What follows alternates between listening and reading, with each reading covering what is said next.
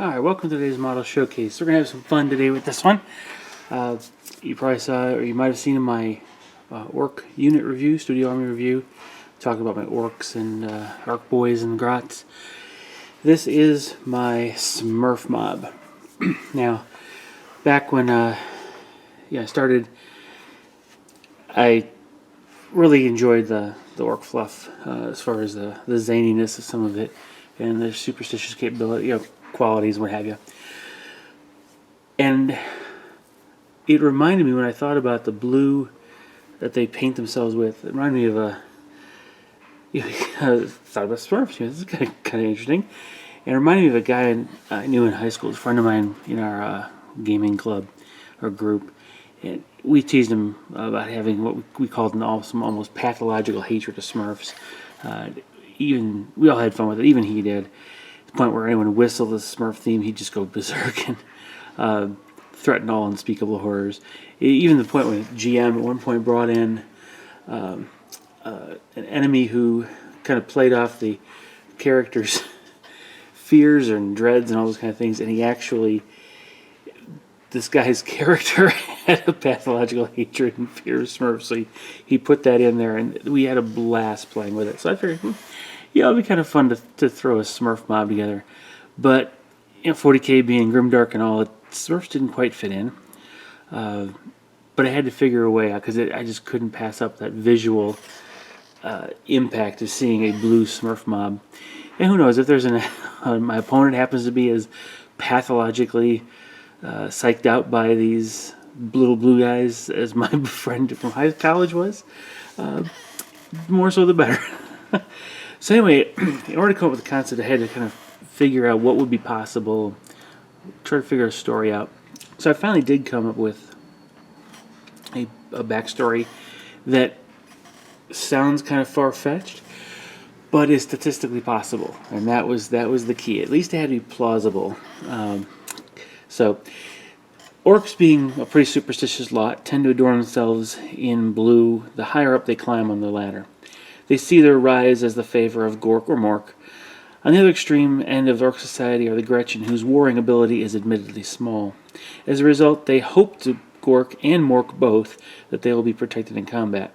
To help curry the favor of the gods, one particularly superstitious runherd named Zodrot decided that his Gretchin would cover themselves completely in blue war paint. Now, whether it was entirely a coincidence or whether Gork and Mork actually took notice and aided his Gretchin mob is not known for sure, but in the first battle in which these Smurfs were engaged, they apparently routed a Space Marine Terminator squad. When the Termies got too close to the Smurfs, the Smurf mob shot their blastas. The blast of fire took down 2 of them. The Termies charged, seeking revenge, but the Overwatch fire claimed another casualty. Before the remaining 2 Termies could cut the Smurfs down with their power fists, they were overwhelmed by the Smurfs, who pummeled both of them into a red paste. Ever since then, the tribe's Gretchin paint themselves blue whenever they are in a war zone. Even some of the big gun crews and grot riggers have taken to the blue war paint. Now, I didn't want all of my grots to be blue. I wanted this to be kind of a standout unit. So, though I do have certain other models with some blue here or there, none of them are blue head to toe like these are. Now, what I wanted to kind of highlight about this particular unit is the fact that when you model something like this, it's really easy to do. Matter of fact, the only thing you need to do is take the Gretchin kit as is and save a few of the bareheaded or bald Gretchin out to the side and create Smurf hats for them. And so you'll notice lower right quarter, have all Smurf hats, which is done by green stuff. And it's very simple. It's a good way actually to begin learning how to work with green stuff. And this actually was my first attempt at understanding how does the green stuff work, because I had not used that epoxy putty before in all my modeling in the prior years. So it's just a matter of basically rolling a ball of the green stuff into a small cone, plop that on top of the head of the Smurf or Gretchin, and then teased the hat down over, around the edge to make it look a little bit more like it's a poorly fitting skull cap. and then the peak I just kind of folded over very carefully. So I was able to actually try using a couple different tools. When I say tools, I mean it could be needles or tweezers or the edge of a knife blade, anything that would allow me to kind of mold those hats without actually putting fingerprints on.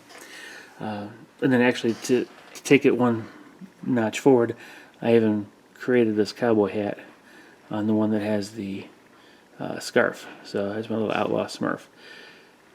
Again, just a way to try to practice using green stuff. It came out real well for me.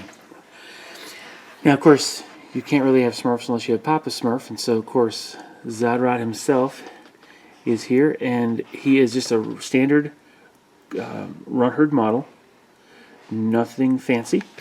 The only thing he had to do, obviously, is to paint his trousers red and actually give him his very own Smurf hat. So, that was a little bit larger version of the Gretchin Smurf hat, but it worked out real well. And now I have my very own Smurf squad. On the table, they generally sit and use the an Aegis Defense Line autocannon for anti-air defense or what have you. Sit on an objective while they're at it and kind of hold things down.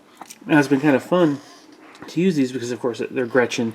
People don't pay them much mind. But in my games, there have been two things of note that'll go down to being the blessings of Mork and Gork. One was the case of we got a Grey Knight player that I was fighting, sent in one of his Dread Knights on my flank, and the only unit, there were only 2 units or so that were in that area that could even hope to put fire down on it, and the heavier unit was able to knock 3 of the hull points or wounds off the model. And when it finally got within 12 inches of these little guys, this squad unloaded on it, and sure enough, took the last wound off a Dread Knight. So I teased the Grey Knight player and talk about how my Smurfs just took out a Grey Knight. Was it called a Dread Knight? I think it is. So that's a little bit of fun there. In another game, they were holding down my left flank in the back near an objective, just sitting in ruins, just kind of camping, and a Space Marine Tactical Squad came up. Now, in the process, I kept making my cover saves against the bolt guns, and unfortunately, my opponent was not making his 3-up armor saves against my Blastas. And then worse, when it came to rolling the move through cover rolls, he would only roll a 1 or 2. He could barely move through the cover, so he wasn't able to charge me because he couldn't get within good range. Because I kept backing up out of the way, staying within my 12 inches, but never being within that 6-7 inch sweet spot for him to be able to successfully charge me. And so I killed 4 or 5 of his tactical squad's members, and I think I may have lost 4 Gretchin, something like that. It was really, really skewed results. But so they've been a lot of fun to play with, and I hope you guys enjoy the comedy that's sitting in front of you here. If you want, go ahead and share, like, subscribe, comment, give me ideas below that ways you've played your different Gretchin units, and hopefully you enjoyed and maybe got some ideas of things you could do to lighten up the Orc army just a little bit further than it already is. Alright, take care. I'll see you in the next time on Model Showcase. Bye bye.